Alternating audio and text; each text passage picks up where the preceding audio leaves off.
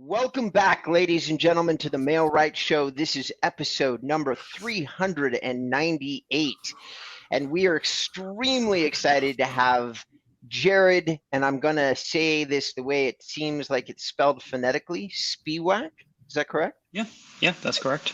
Okay. Jarod Spiewak is our guest on the show today. Jarod is a rock star of paid advertising. He's got a number of different websites and a LinkedIn profile, all of which will get dropped during the show. And we're extremely excited to have this guest. John, in his typical splendiferous fashion, has found us yet another paid advertising guy who really looks like he knows his stuff. So we're going to be talking about what would you do as a real estate agent or broker in 2023 if you were going to use paid advertising. Jarod's going to help us out with that subject. But before I go any further, Jarod, why don't you give your own intro to the audience along with any details about yourself that you think would be relevant? Yeah, of course. So first off, thanks for having me, of course. My name's Jarod Spiewak. I'm the founder and lead strategist at Comet Fuel. We help service-based and SaaS companies grow to $5 to $10 million a year without all the typical agency BS. And I'm hoping to really leverage the experience that we have in real estate to hopefully bring some value to your guys' audience. The first and only corporate job I ever had was residential real estate marketing that transitioned into a law firm marketing role in which we also worked with real estate lawyers.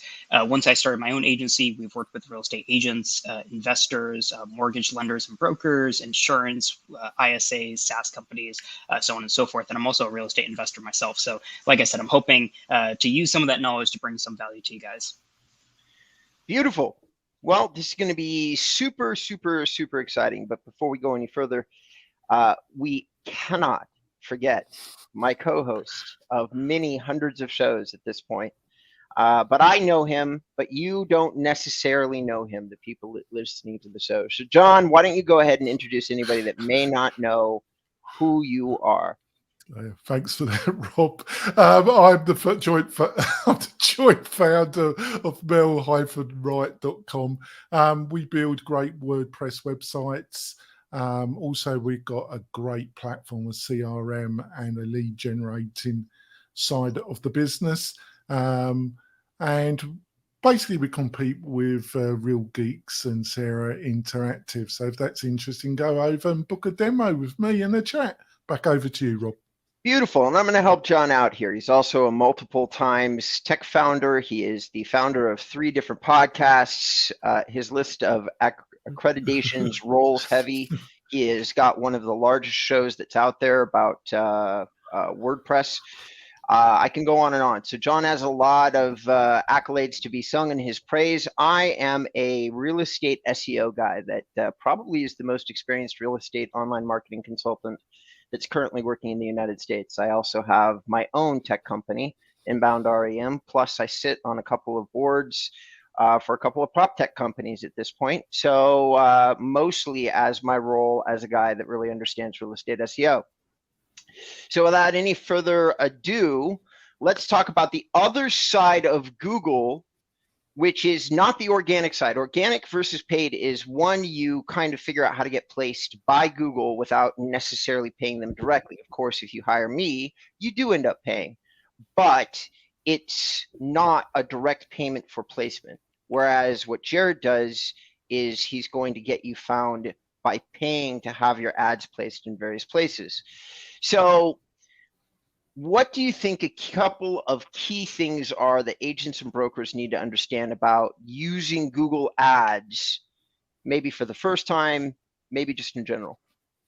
Yeah, so one of the biggest things that I recommend, especially if you're on the smaller side, is take a DIY approach. I'm a really big proponent of DIY. The reason being is when you hire somebody, whether it's a freelancer, an agency, someone in-house, you use a referral from your broker, what have you, it's really hard for you to tell if they're doing a good job if you have nothing to compare it to.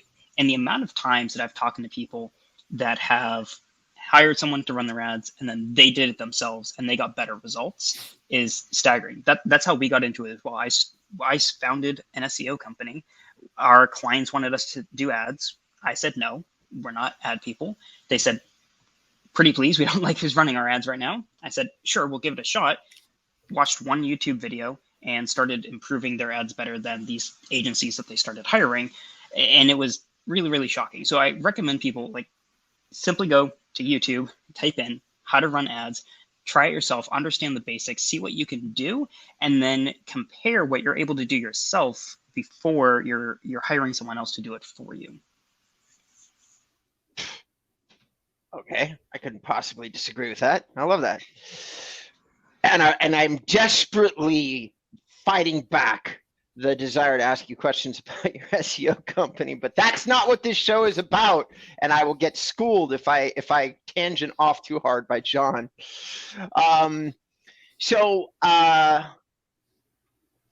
Just on the DIY approach, when you log into Google, and for those listening, you may or may not know, but Google has gotten pretty good, in my opinion, about making proactive recommendations just for anybody that opens up an account. You go into your account, it says, hey, you can improve these 5 or 6 things or whatever, blah, blah, blah, blah. How do you feel about, like, how good of a job do you feel that Google does if all you did was follow along with the recommendations that they're making in AdWords? Sure. So I think if you go online and you Google ad reps and see how people discuss what the recommendations, the automatic recommendations, the recommendations that people from Google, contractors of Google send you, outlook not so good. Now that being said, not everything that they send your way isn't bad, but everything has to be taken with consideration. I wouldn't just say apply all, hope for the best, because that's really what you're doing. Some of those recommendations will be pay us more money. You'll get dinged on your recommendation score if they say, hey, you should actually be paying us another $50 per day. And if you say no, your recommendation score doesn't really change anything, has a lower percentage. They might say, hey, remove these keywords. I've seen recommendations for like a real estate lawyer, for example, where the term real estate lawyer was removed from the account because that's what the recommendation said. So there are definitely good recommendations in there. There are sometimes settings that you accidentally set that you didn't mean to, that it'll catch and it'll remind you.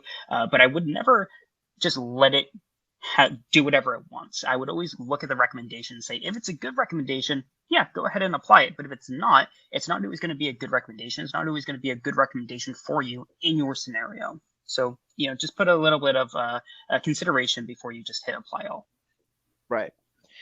And for those that may not be aware, and I feel like some people are, Jarod, and some people aren't, but I'm going to say this. Oftentimes you're, like real estate, like marketers in general, SEO guys, paid advertising guys, it's kind of like buying insurance. Like you may or may not know, let's say 80% of a subject.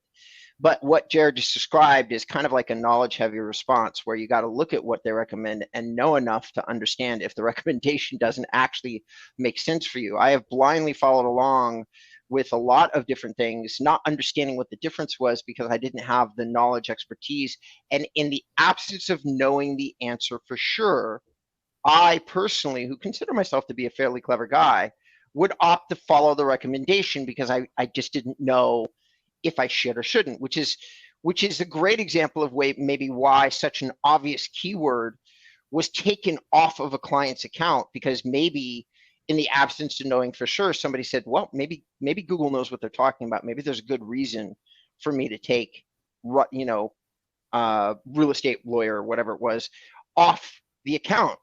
And this right here is why probably Jarod, Jonathan, and I all have a living or a business. It's because at some point when you're spending enough and the decisions cost you enough, it is better to have insurance. Though in Jarod's example, I'm definitely going to say if you're at the place where you're just starting your first year agent, there's no way in the world I think you should be hiring a guy like me or a guy like Jarod or a guy like Jonathan, unless you already have previous entrepreneurship experience and you already know what you're doing, in which case, by all means. All right, so what are some of the fundamental mistakes you see? Can I ask that question actually? Hit me. Yeah, go. Sure. Yeah, so what are some of the fundamental mistakes, one or two, that you regularly see your clients making when they're in the DIY or clients come to you, Jarod? I'd imagine there's a pattern that you observe. What is one or two that you see? Yeah, so when I get on a call with somebody who is already running ads, I ask the same two questions. I say, how much did you spend last month? And everybody can answer that. They look at their account, they go, 2,500, $3,000, whatever that number is. And then I say, how much revenue did that generate? And all of a sudden, that question becomes a lot harder to answer because most people aren't tracking the entire sales cycle through their ads. And so what happens is you might have 1 month, you get 10 inquiries, and you can look at your overall revenue and go, hey, that was pretty good. Another month, you have 10 inquiries, and no new revenue came in. And it's like, hey, what happened here?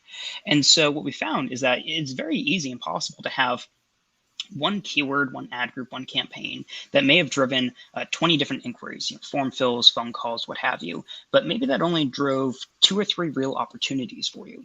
Whereas another one may have driven only 8 inquiries, but 5 opportunities. But if you're only tracking the inquiries, you're going to spend a lot more money on the former and a lot less money on the latter, yet the latter was a lot more profitable. So what I always tell everyone, and what one of the things that we try and really help people understand, is closing that gap between somebody filling out a form, someone actually being qualified to be worth your time to interface with, and then do they actually turn into a customer for you? Because if not, it's just a waste of money. And so really focusing on optimizing that full sales cycle and not just people taking that first step and reaching out, because not everybody who reaches out is going to be a good fit for you. So that's the number one mistake. I've been in about 1,000 ad accounts, less than 1% have this set up. The next big issue I tend to find is not having a real sense of who your customers are, which might sound silly, but what's your goal? Make money. Great. Let's start selling ice cream. Like let's do this. Anything can make money, but are you trying to go after residential, commercial, high-end residential, low-end residential? Are you trying to sell apartments, condos? Are you trying to sell to first-time homeowners? Are you trying to sell to investors?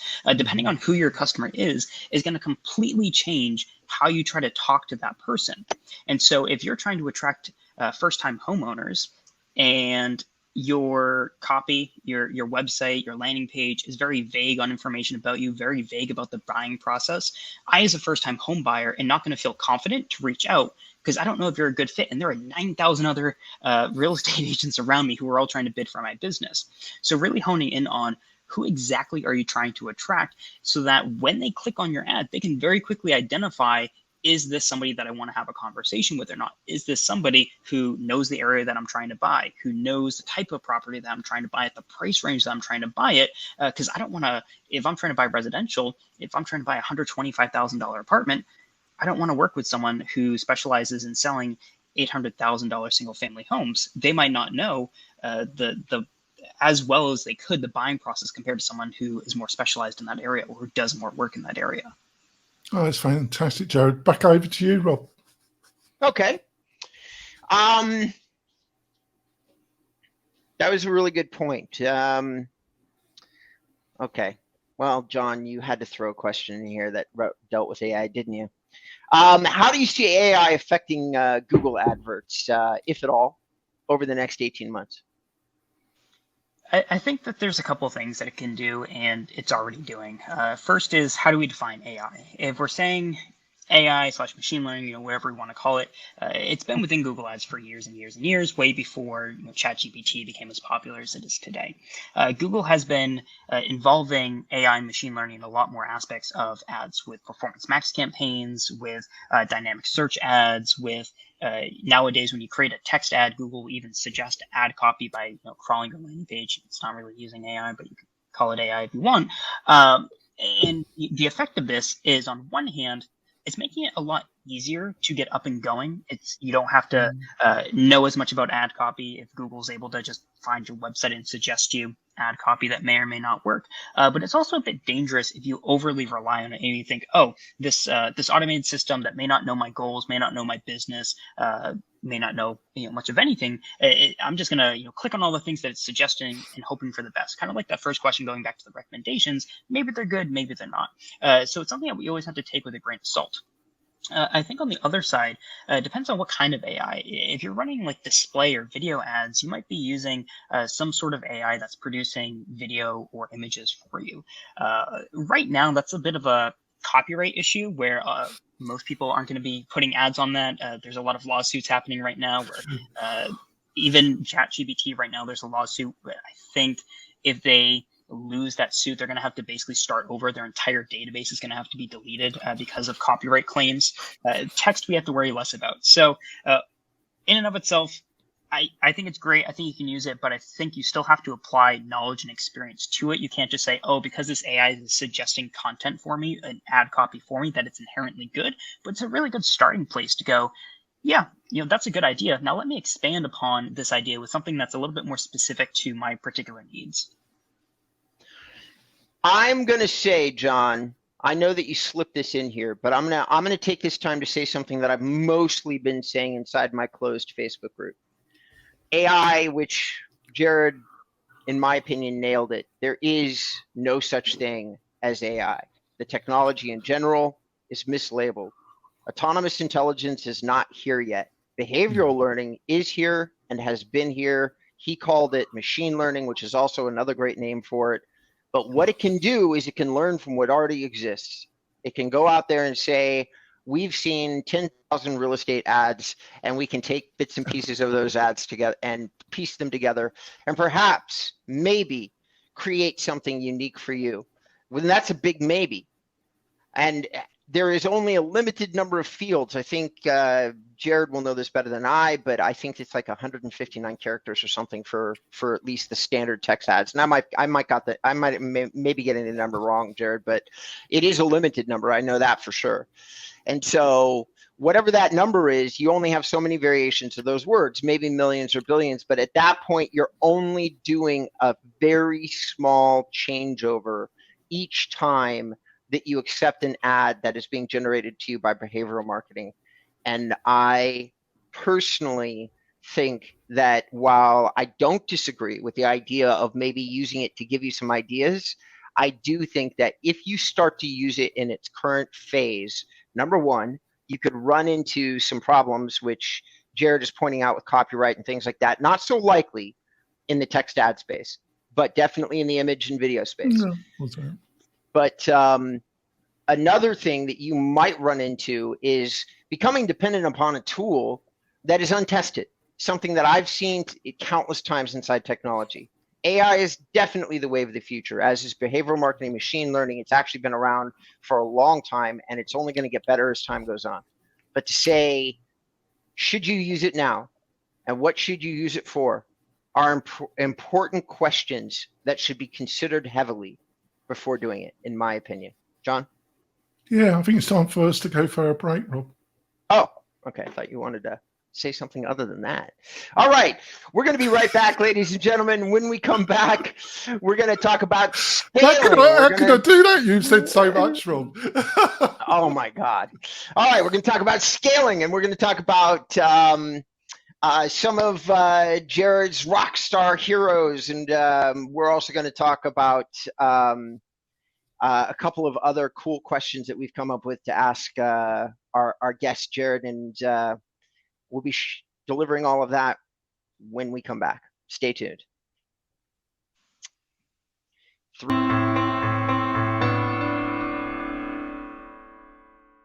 Back, ladies and gentlemen, to episode number 398.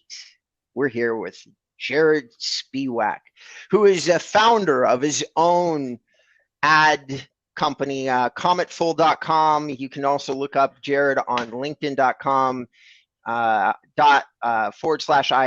Jarod Spiewak, Spiewak. If you're interested in finding out more about our guest, he has an incredibly impressive track record.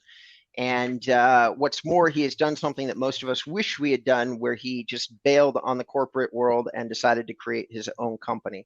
Among many other things about the company, one of the things that caught my attention is he offers a 200% money back guarantee, which basically means he will pay you if you don't get the results, whatever they are, the deliverables that he discussed. So very impressive mindset on the way that service is provided. So having said all that, actually, you know what, John? Why don't you go ahead and do number 4? Yeah, sure. So how do you scale Google Ads? The testing the waters to, really depending on your budget, really making a big difference, into the 6-7 figures to the top line. Can you give a broad description of maybe how you help a client from beginning to get into that massive end result?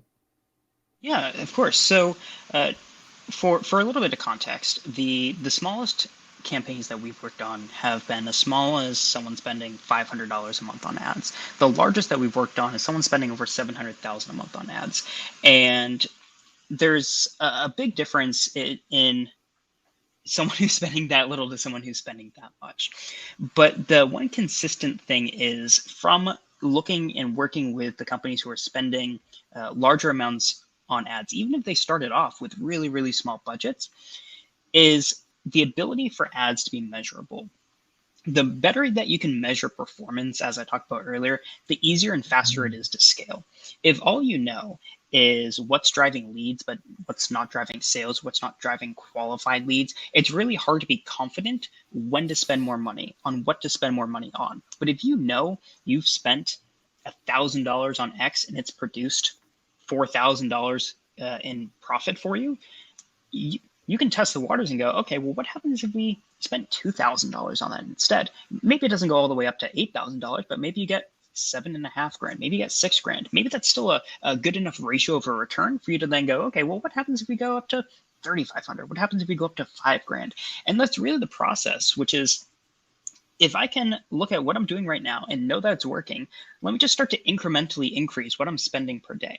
Eventually, you're going to get to a point where your results start to dip down below your profitability requirements, or you start to run out of, you've reached all the people that you can reach. In those instances, you might need to change up your targeting. You might need to expand your keywords, your audience. You might need to try, remarketing if you haven't, trying display ads if you've reached out, you maximize what you can do on search. And it's just a matter of really going, okay, great, I spent X, I made Y. Am I happy with the ratio between the two? If so, let's increase the input. Let's see how that increases the output. If I'm not happy with that output, then let's take a step back and go, is that because we ran out of ways to get more input?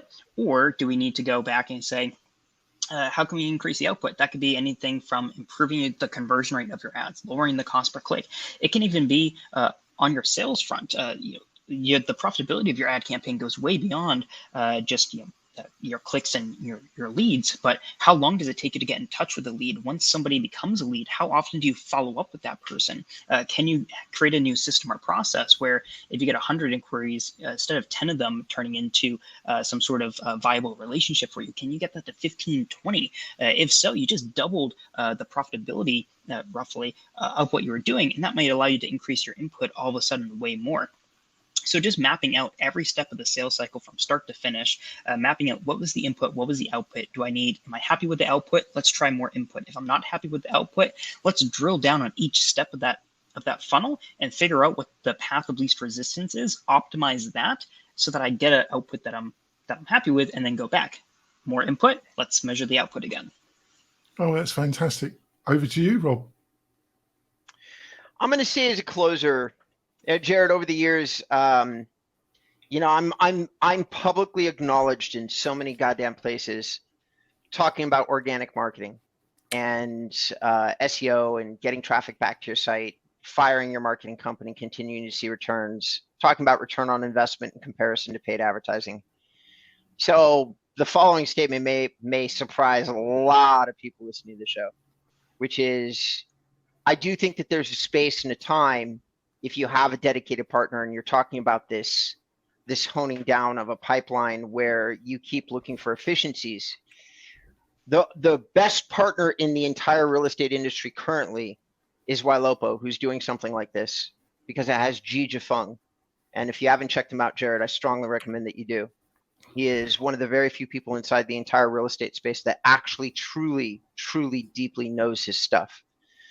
And the reason I say all this is because if you don't have that really deep time and energy to go through, or you have a partner who's really doing exactly what Jared described and scaling up and tracking profitability and looking at return on investment and finding out which segment of your lead generation is actually generating you a return, then this may be difficult. But if you did have that, then there is one thing that paid advertising delivers, in my opinion, that almost no other type of marketing does, and not organic marketing, which is the ability to scale and scale fast, which, unless I miss my guess, and we'll ask you this question later, it might be one of the reasons why you turned from an SEO company into a paid marketing company.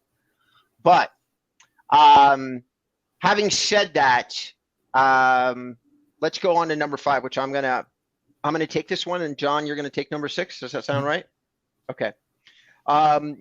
What have been some of the biggest influences, or, it's funny, I mentioned, who are some, let's talk about who some of your influencers are. Do you have any online mentors, digital people that you follow? Maybe they don't know you follow them. Is there somebody that you really pay attention to in order to guide decisions, or maybe you just like to follow them because you think they say interesting things? Yeah, so there's a couple places that I like to go to.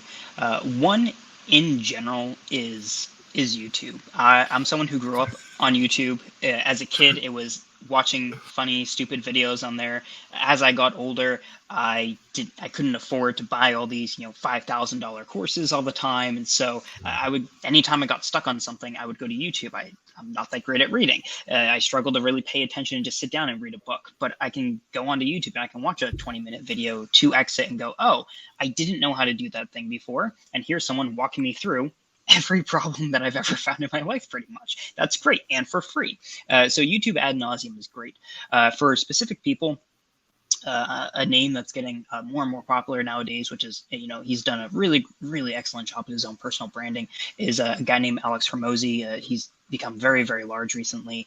He just released his second book, $100 Million Leads. His first book, $100 Million Offers, are the offer that we have right now, our 200% money back guarantee, is one that his book helped me basically form, and our lead gen massively took off after that. So he's someone that I really like the way that he explains the concepts that he has. I think it's there's no real BS in there, at least from my perspective. I think it's very digestible content, easy to consume. So he's someone that I'm quite a big fan of. In the not online space, though, you can find him online. Michael Mikovits, I botched the last name. He wrote a book called Profit First. That's a really great book on cash flow management that also helped us as we were scaling up. He also has other great books like The Toilet Paper Entrepreneur, and The Pumpkin Plan is also a really great book of his. And, I love the titles. Gives full marks for that. Sorry about it. I just had to say that, Jarod. So let's go. Obviously, I'm not a native Nevadian. I come from England. You don't say. Yeah, you don't say. So I was, as a child, I was a great watcher of Doctor Who and the TARDIS, hopefully. So if you had your own time machine and you could go back to the beginning of your agency and this journey, Jarod, is there like one thing that you wish you could tell yourself at the beginning of the journey that you know now? Oh, something that I talk about all the time with others when I'm at events is don't compare your business to other people's businesses, and it's really hard to do. And the reason being is when I started getting involved in my own communities, the people in the industry, going to events, conferences, what have you, I would have conversations with people, and I would go, "Wow, you're growing so much faster than I am. You have so much more revenue than I have. Your team is so much bigger." And I would start to look at, what are these guys doing that I'm not, and how can I, copy or emulate what they're doing, because that must be, what they're doing that I'm not must be the secret to success. Fast forward 5 years, no shame to them, but a lot of those guys are out of business. A lot of those guys no longer exist. And so really what I've done over the past 2 years, as I've been a lot less involved in these groups, socials, I mean, COVID obviously had a pretty big impact on that. But as I just kind of focused on just bettering myself, if you will, and not really looking at what other people are doing or how they're growing their business, mine has actually grown much faster and easier. And I've also had a lot less stress, as I haven't really been concerned with, oh no, we're not doing this other thing that this guy who just doubled the growth of his company in 8 months did. Maybe we should do that, but we didn't do that. And then 2 years later, that guy went out of business. So I no longer really, it's not that I don't care. It's just that what's good for them might not be good for me. I'm happy for whatever they're doing with their business, but I'm not going to change anything in mine just because I see someone else growing better, faster, whatever from my perception right now, because who knows how that will affect them in 2, 3, 5 years from now. Oh, thanks for that, Jarod. I thought that was a fantastic insight, actually. Thanks for sharing that. Back over to you, Rob. Well, ladies and gentlemen, we're down to what would technically be the end of the show. Jarod, we're also through the questions that we set up, and if you're willing, I'd love to just open, kind of have a riff for maybe 5-10 more minutes. Are you down for that? Yeah, I have time. Would love it. Okay. So I'm just curious, and I am going to go way off script here, but you are, I don't know how old you are, but you look young. You look very young, and you're sitting here. He's actually older than me, Rob. There isn't anybody alive older than you, so that's not possible, John. I feel that. I feel that way some days, actually, Rob. So I'm somewhat curious, like, what drives your? I wish that I got myself together. I mean, I've had 7 businesses, but I really struggled when I was your age to keep the focus on a business. I am ADHD from here until like the next century. And so I could never really like dial my focus in to stay connected to a single thing that I was doing. And I'm kind of curious if you have mechanisms for doing that yourself. Not really. I also have ADHD, so it's something that I struggle with a lot. Like I really struggle. I can't really read. If you see the bookcase right there, those are all the books I haven't read. The ones right here are all the ones I have read. I really struggle to do that. I'm constantly, I'll spend a weekend, I'll have an idea, and I'll be like, oh, that's a cool idea for a business. Let me work on this. I have time. And then Monday comes, I'm like, I don't have time to work on this. So sometimes it's just through attrition. I just haven't simply given up. I've pivoted a couple times as I found a kind of a greater opportunity for growth, but I've never, I guess I've never been smart enough to quit. Well, yeah, it sounds like you're lucky in that. And now I'm going to ask you kind of a traditional entrepreneurial question. As you, through perseverance, stupidity, luck, or maybe drive and talent, I don't know, but as you get more successful, I've noticed that more and more people ask you questions which personally frustrate me, because I've been doing the same thing for 15 years. But the numbers grow as time goes on, the recognition grows, but what I've been doing actually doesn't change. I do the same thing. There's just more people out there recognizing what I do is what I found. So when it comes to you, like, what's been one of your greatest setbacks, and how did you address it? That's a good question. I mean, I think honestly, one of the greatest setbacks was what I mentioned there at the end, was going to events, talking with people, hearing what they were doing, and then making sometimes radical shifts in how we were doing things, just because. And at the same time, nowadays we have slowly building up. We have tons of like business intelligence dashboards, tracking tons of different metrics on our own business performance. And I would do things like, oh wow, I really like how they present their proposals. I'm going to do something similar, but I was never really measuring what kind of an impact that had. I just assumed they have a much larger, more successful business, quote unquote, so I'm just going to copy them. And then I was literally at an event last week. I'm not going to say any names, of course, but someone who I quite look up to. I believe that they were doing really well on a company that they were working on. They were talking about how well they were doing on the company that they were working on. And I thought that, I was like, wow, I wish I came up with that approach. Like, oh, maybe I should like find a way to take what we're doing, kind of find a way to incorporate that, because that's really cool. It seems to be working so well for them.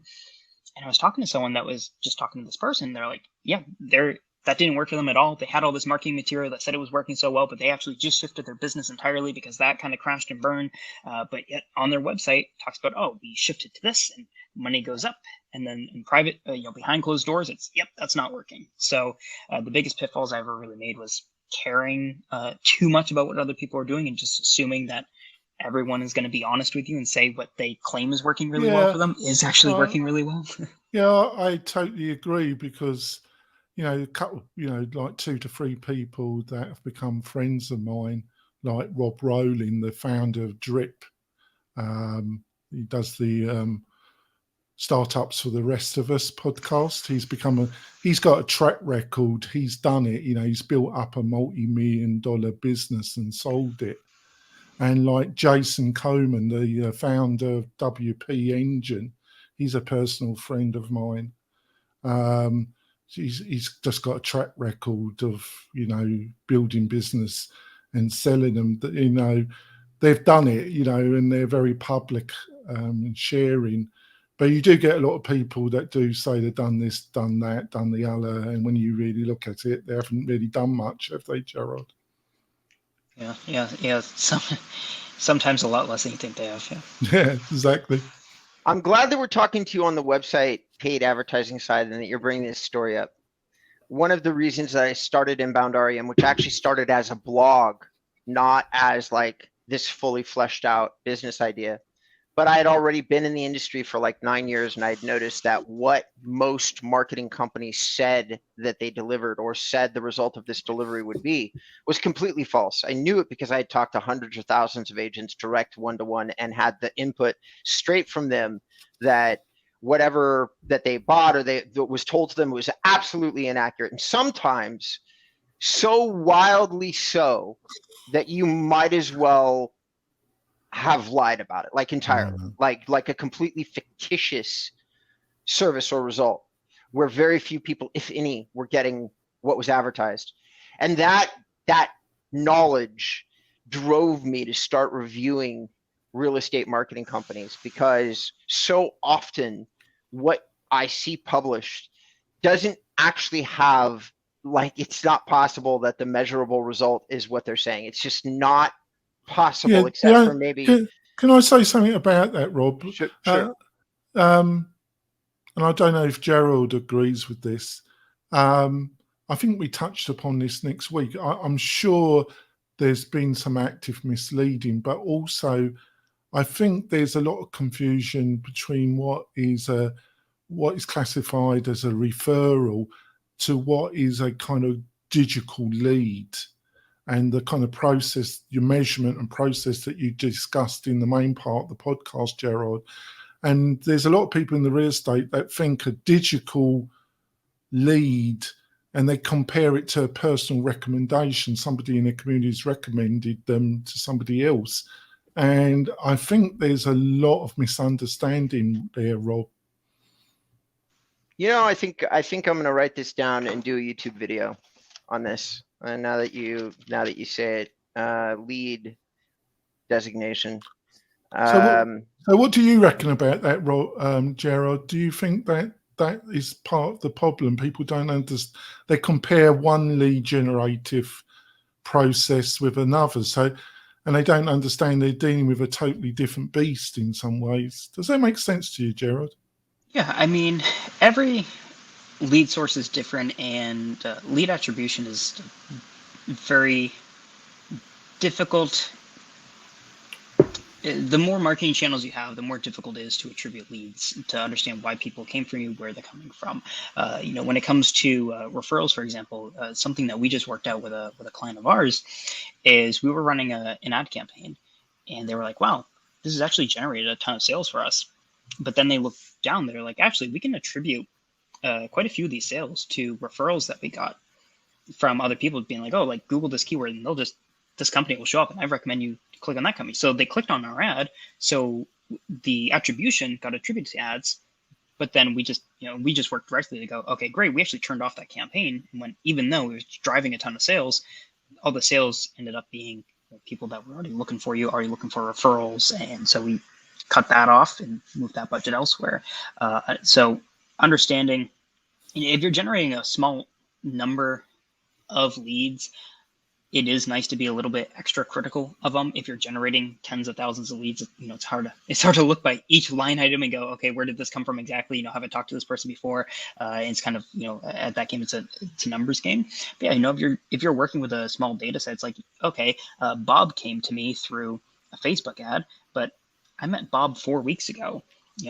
Maybe that ad didn't really count as a lead, and I think that's okay, and I think that's a great conversation to have. And sometimes it's a little bit disappointing on our end when we think we're doing a lot better than we actually were, and someone comes to us, actually this wasn't as good as you thought. So lead attribution, I think it's important to look at. I think it's important to know where your leads are coming from, and if you can, I think it's important to understand that a lead could be tagged from SEO, it could be tagged from Google Ads, it could be tagged from Facebook ads. Some of that was branded. Some of those people already knew you exist, and it's going to be, the SEO, the advertiser, the social media marketer. Everybody wants to attribute to the efforts that they've done, that their own marketing. That may not be completely true, but at the same time, not everyone's going to be explicitly trying to lie to you about that either. My experience, and I think this is probably a good place to wind down, but my experience has been that with the ever increasing importance of considering omni-channel approaches, it's really hard to say, even with SEO, which is obviously what I do. Like, I would love to be able to say that lead quality has been like rising and rising and rising, but only like that would only be true if you took into account all of the media that supports lead generation in the first place, personal one-to-one videos online, social proof, so on and so forth. The strategies have so changed that, like, when I drive paid traffic into pages that we've already done a lot of work on that has all this stuff present, all of a sudden paid traffic gets a much bigger and better bang for the buck. Just like, so saying, oh, is SEO inherently better from a lead quality perspective? I don't know that I agree with that anymore. It really kind of just depends on the support of the marketing efforts where you drive that traffic to, and then that creates the relevance of your spend, and things like that. So there's a smaller and smaller distinction between where the lead was initiated. Like, was it search marketing? Was it organic marketing? Was it email marketing? Was it whatever else it might have been, direct mail, blah blah blah. Anyway, that's been my experience. I'm not declaring it to be universal. I'm just saying this is what I've noticed. Guys, we have done this for 42 minutes. Jarod, you've been an amazing guest. I'm going to preempt John and cross my fingers and hope that maybe at some point in the future you'd be willing to come on the show and be a guest again. I personally have enjoyed you a lot. I've really appreciated your insights and your honesty. So if somebody wanted to reach out to you and find out more about you, how would you like them to go about doing that? Yeah, so first off, thanks so much for having me. Would love to come back. If you want to know more about our company, you can go to cometfuel.com. If you want to know more about me, you can just search for Jarod Spiewak on YouTube. And I'm also very easy to reach. I'm happy to answer anybody's casual questions through email. Just Jarod@cometfuel.com. Would love to know if you have any questions I can help you solve. Awesome. John, if you would like somebody to reach out to you, how would you like them to go about doing that? I'll just go to the mail-right.com website, have a look at what we got to offer, and maybe book a chat with me or Adam, my co-founder. Back over to you, Robert. And if you'd like to know any more about me or what I do or have done over the years, you can just go to inboundrem.com. You will find a massive resource on organic marketing, social marketing, humor, movies, all related to real estate. We've been spending years building up this site. And at this point, I solidly say it's one of the best real estate marketing sites that exists in the country. So you can go and check it out. Thank you, everybody, for tuning in. We really appreciate it. Thank you, Jarod, for being the guest on the show. Thank you, John, for, as always, doing all the work that supports the show. I really appreciate it personally, and I know the audience does as well.